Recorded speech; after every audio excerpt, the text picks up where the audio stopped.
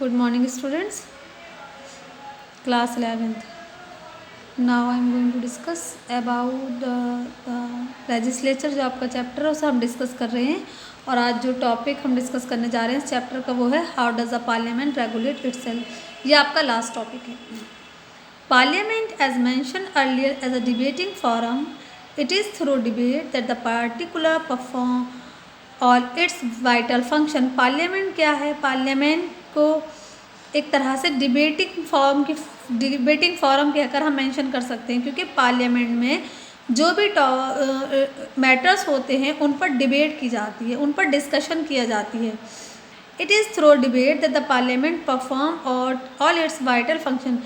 Debates के द्वारा ही, debates के माध्यम से ही पार्लियामेंट अपने तमाम कामों को अंजाम देती है। Such discussion must be meaningful and orderly so that the function of parliament are carried out smoothly and its dignity is intact। इन तमाम डिबेट और डिस्कशन के ज़रिए ही जो पार्लियामेंट है उसका एक महत्व है और वो अपने कामों को स्मूथली और डिग्निटी के साथ अंजाम दे पाती है। The constitution itself has made certain provisions to ensure smooth conduct of business। संविधान में कुछ प्रोविजंस बनाए गए हैं जिसके अकॉर्डिंग पार्लियामेंट में जो भी डिबेट डिस्कशन हो रहे हैं वो स्मूथली किए जा सकें। The presiding officer of the legislature is the final authority in matters of regulating the business of the legislature. और वो क्या प्रोविज़न है कि पार्लियामेंट का एक लेजिस्लेचर का एक प्रिसाइडिंग ऑफिसर होता है और प्रिसाइडिंग ऑफिसर के पास ये फाइनल अथॉरिटी होती है कि वो पार्लियामेंट से जुड़े हुए तमाम मुद्दों को रेगुलेट, तमाम मैटर्स को रेगुलेट कर सकें। There is one more way in which the presiding officer control the behavior of the member।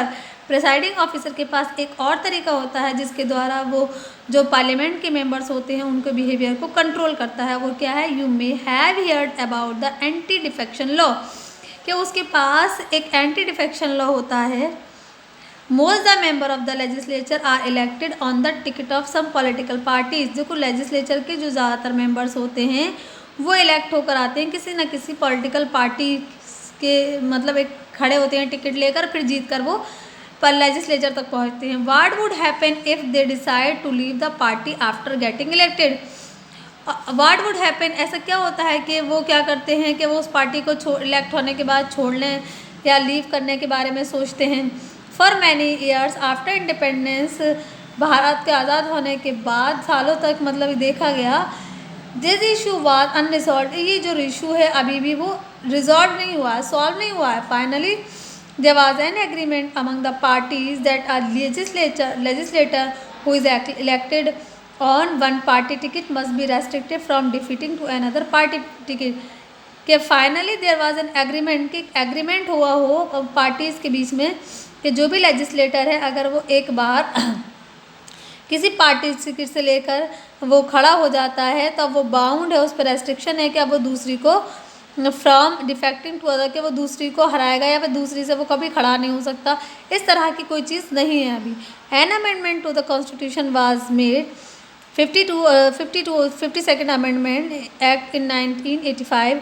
Constitution Bharat के संविधान में एक अमेंडमेंट किया गया जब 52 यानी कि 52nd जो अमेंडमेंट एक्ट है जो 1985 में हुआ, और इसको कहा जाता है एंटी डिफेक्शन अमेंडमेंट एक्ट। क्या कहा जाता है? This amendment act is known as the anti defection amendment act. It has also been subsequently modified by, फिर इसको बाद में 91st अमेंडमेंट के द्वारा इसमें कुछ मॉडिफिकेशंस, कुछ बदलाव लाए गए।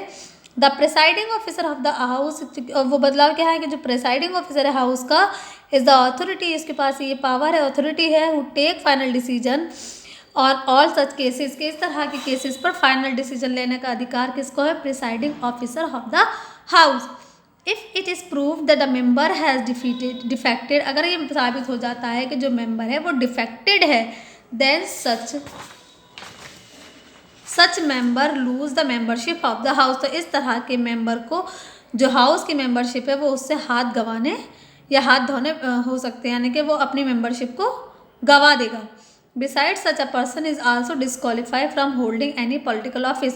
और इस तरह का जो इंसान जो डिफेक्शन में इन्वॉल्व है, डिफेक्ट है, किसी तरह के गलत काम में है, जो उसने कुछ पाया गया है तो वो हाँ जो पॉलिटिकल ऑफिस उसके पास है वो उससे भी डिस्क्वालीफाई हो जाएगा, जैसे कि मिनिस्टरशिप, यानी कि अब उससे मिनिस्टरशिप छीन ली जाएगी। व्हाट इज़ डिफेक्शन, सवाल उठता है डिफेक्शन क्या है। If a member remain absent in the house, अगर कोई भी मेंबर हाउस से एब्सेंट रहता है, whenever asked by the party leadership to remain present, votes against the instruction of the party और voluntary leaves the membership of the party, it is deemed as defection. अगर कोई member house से absent रहता है, जब भी उसको party के जो लीडरशिप हैं उसे बुलाते हैं हाउस में प्रेजेंट होने के लिए, या उसे वोटिंग के लिए कहा जाता है, vote against the instructions of the party, या फिर उसके अगेंस्ट में किस तरह का वोट पास हो जाता है, voluntary leaves the members of the party, या उसे किसी वॉलंटरी लीव्स उसको मिल रही हैं, मतलब इस तरह के केसेस हैं। तो अगर वो कंटिन्यूसली सब इनमें इन्वॉल्व है, आ ही नहीं रहा है, उसके खिलाफ पार्टी के बाकी मेंबर ने भी वोट दे दिया है, तो उसको हम वो जो कैंडिडेट है वो डिफेक्शन की कैटेगरी में आता है और उससे पॉलिटिकल ऑफिस छीन लिया जाता है, मिनिस्टरशिप उसकी ख़त्म कर दी जाती है। Experience of the past 20 years, पिछले अगर 20 सालों का हम अनुभव देखें तो shown that the anti defection amendment has not been able to curb defection, तो इससे जाहिर होता है कि जो एंटी डिफेक्शन अमेंडमेंट है has not been able to curb defection, यानी कि उससे एंटी डिफेक्शन अमेंडमेंट के द्वारा अभी तक किसी भी तरह का कर्ब डिफेक्शन सामने नहीं आया है। But it has been additional power to the party leader, लेकिन ये जो पार्टी लीडर्स होते हैं उनके पास एक एडिशनल पावर है। अब वो क्या है कि पार्टी लीडरशिप, पार्टी जो एडिशनल पावर है वो पावर है पार्टी लीडर्स के पास, and the presiding office of the legislature over the members. तो पार्टी लीडर्स के पास जो एडिशनल पावर है वो क्या है, एंड द प्रिसाइडिंग ऑफिसर, और जो प्रिसाइडिंग ऑफिसर है लेजिस्लेचर का ओवर द मेंबर, यानी कि और उसको भी उस मेंबर के ऊपर एक एडिशनल पावर, यानी कि पार्टी लीडर्स को, प्रिसाइडिंग ऑफिसर को उस मेंबर के ऊपर जो डिफेक्शन में इन्वॉल्व है एक एडिशनल पावर हासिल है, उसकी मदद से ये उसके साथ अगर उसको मेंबरशिप से ख़त्म करना चाहें उसकी, या उससे पॉलिटिकल ऑफिस को लेना चाहें तो वो ऐसा कर सकते हैं। ये आज हमारा चैप्टर फिनिश हो गया बेटा, या और क्वेश्चन आंसर वगैरह जो भी मैं आपको कराती हूँ उसकी PDF आपको बनाकर भेज दी जाएगी। Thank you very much.